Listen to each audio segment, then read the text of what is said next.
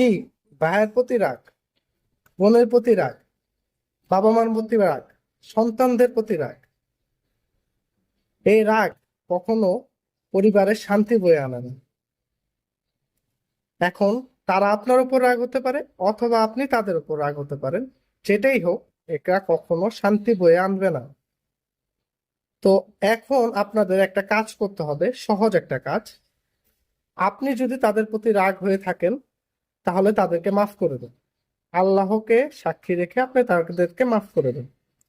এবং তারা যদি আপনার প্রতি রাগ হয়ে থাকে সেক্ষেত্রে আপনি মাফ চেয়ে নেন এবং বলেন যে আল্লাহকে সাক্ষী রেখে আমি মাফ চাচ্ছি, তোমরা আমাকে মাফ করে দাও। তাহলেই সহজেই সেটা ভ্যানিশ হয়ে যাবে।